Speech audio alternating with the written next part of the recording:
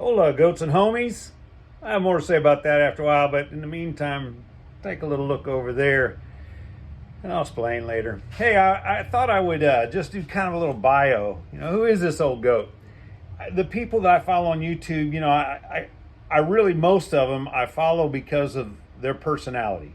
Yeah, I love learning new skills and, new fabrication techniques and new ways to be more efficient, more effective, do a better job of the things I do with my hands and the tools I've accumulated and stuff. But again, the ones I really follow are the people that I feel like I've kind of come to know. And, maybe that doesn't interest you. If it does, great. If it doesn't, yeah, as I said before, there's plenty of good content out there. Don't waste your time here. This probably won't be a terribly long video, but, 5, maybe 10 minutes. Who knows? Anyway, who is this old goat? Well, I was conceived in Texas. My dad was in the Army in the late 50s. Interestingly, he was at Fort Hood, Texas at the same time Elvis Presley was. In fact, my dad's duty station there, and I'm not sure the right term because I never was in the military, was like a block away from Elvis, where he was assigned. And Elvis was a pretty generous guy, apparently, when he was in the Army, and he used to give impromptu free concerts. And Fort Hood, Texas is like a city unto itself. I think the number that I recall is like 100,000 people that work there. So, he had quite a audience to draw from when he would put on his free impromptu concerts, and that became a little bit of a traffic hazard. So my dad and some of his buddies weren't too high on Elvis's concerts because they got to do traffic duty to keep things flowing. So anyway, little detail, conceived in Texas, didn't see Texas till I was 19 years old because my dad was discharged from the Army, went back to Illinois, where my mom and dad are from, basically, and I was born there and lived there till I was 19 years old. Had a girlfriend that I was pretty serious about. She decided she wasn't too serious about me, and she gave me my walking papers, and really was kind of frustrated. Had dropped out of college, just kind of feeling like I was going nowhere. And my friend Bill, that I've mentioned in some of my other videos, he was my first real friend, still my friend today. Lives in Tennessee now. He just recently retired. But anyway, Bill was going to be going to Oklahoma for his last year of college. He had done a kind of an internship overseas, and I thought, well, I'll just go hang out with Bill for a year. He invited me to do that, and so I did. So in August of 1978, when I was 19 years old, I loaded everything I owned on a motorcycle, an old Honda 750, and I headed southwest, and here I am today. The school that Bill was going to didn't have much use for a long hair hippie creep kid like me on a motorcycle, that was just weird and really still am, unfortunately, or maybe not all entirely bad, I guess. But anyway, came down here on a motorcycle, didn't particularly like the school. The school didn't know what to do with this wild child, but there was one student there that kind of took a shine to me and vice versa. And as of next week, Lainey and I, for Lainey is her name, we will have been married 46 years. Had a couple of kids together, and then we adopted some kids, and we had several foster kids over the years. And really, that's what our life has been about for the most part, is kind of connecting with and trying to uplift hurting, broken, injured, traumatized people.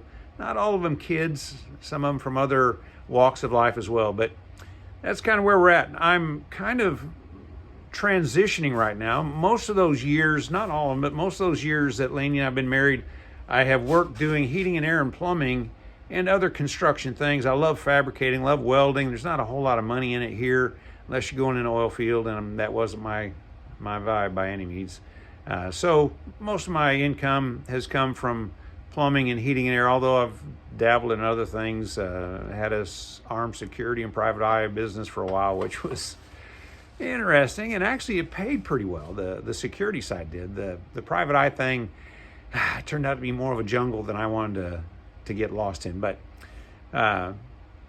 for most of those years, again, in the trades, there was some time when I actually made a good part of my living. Very seldom ever for long term, never long term did I make my money from people helping, but there have been jobs I've had where that was, doing that kind of work.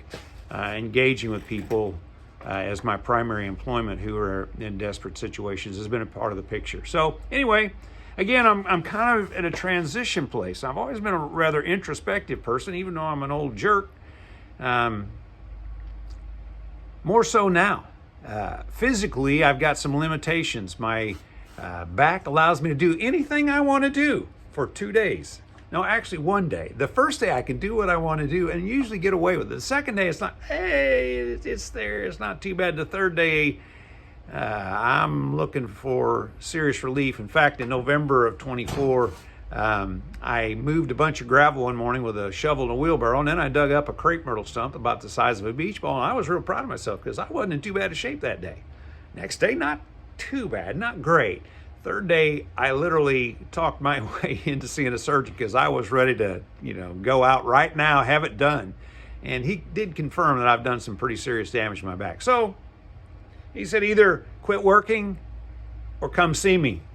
And I'm trying to make a liar out of him. I'm trying to find a third alternative, kind of weaving through there, still doing some work with tools and my mechanical construction skills, but primarily not making my living that way.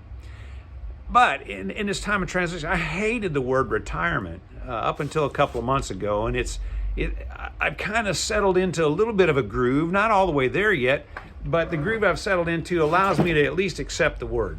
Forgive my board back here, it's attacking me, or the back of my chair is attacking it, I'm not sure which.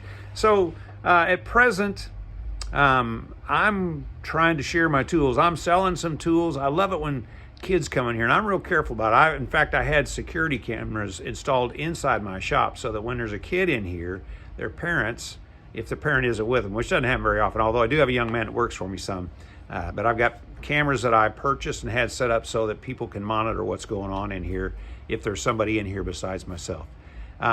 So I love, I go to garage sales, I buy every toolbox I can lay my hands on, and just love giving them to kids and starting them out with some basic tools. I remember the people who gave me tools. I remember the first hammer that was given to me, and man, that was a prized possession. I and the other kids in the neighborhood I lived in were building a junky little tree house, which never got done. But man, I had my own hammer, and my dad was a carpenter at that time, and so I also had nails. So that was my in. That was my buy-in to be a part of the gang. I was the youngest of the gang, and I didn't get much respect. That's kind of the Rodney Dangerfield of that bunch. So anyway, I'm at a place where I'm in transition, like to share my tools, really like to share my skills. There's a few younger guys that sometimes I take on jobs, and most time I make a little bit of money, sometimes pretty decent money, but some of those jobs I take on strictly because it's an opportunity for me to mentor somebody, and I get a great deal of satisfaction out of that. And this channel, this video business that I started a week and a half ago, roughly, almost 2 weeks ago now, I guess, the impetus for that, my motivation is that some of what I've learned the hard way. In fact, I have very little formal education in any of the disciplines I'm involved in. Not entirely true, but for the most part, that's the case. And as I've said before, and I really mean this isn't just kitsch, and it's not shtick, and it's not just an attempt at weak humor. I really have made so many big mistakes, things that when they come to me in the middle of the night when I wake up, I still have regrets. And sometimes there's no way I can go back and even address. I wouldn't know where to find the people that I've hurt. So sometimes I find myself praying this prayer: Father, bless that person and change me. I can't undo what I did, but I can change. I can grow, and that's a much slower process than I thought it would be. But I'm still pursuing it. So anyway, another piece of the puzzle here of this channel, and I'm saying this in dead earnest, and I just discovered I still don't know how to navigate all the different options and things that are available. And today I found 2 comments that I didn't know were there, and I don't even know how to get back to them. But fortunately, my grandson, who's 11, so he's been on YouTube for 7 years.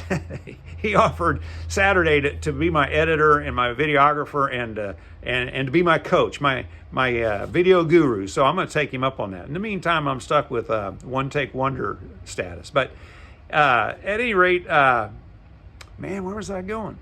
Talking about gurus. Well, I don't know. Let me go on to other things. Maybe that'll come back. But all my gurus. Oh, I know what it was. I really covet earnest comments and observations. You know, over the years working, one of the things I learned to do was to, when I would finish a job, I didn't always do this consciously, but pretty much always did it subconsciously, I would ask myself these questions. What went right? What went wrong? And what would I do different next time? It's important for me to identify the things I got right, because once I started thinking about, oh, Don, you idiot, you should have done this, you should have, not done that, and you should have acquired help for this, and you used the wrong material. There's enough I did wrong and enough that I do different next time. I really needed those things where I got it right. For a lot of years, I didn't have a conscience, and now there are people that know me pretty well who would say that my conscience is hyperactive.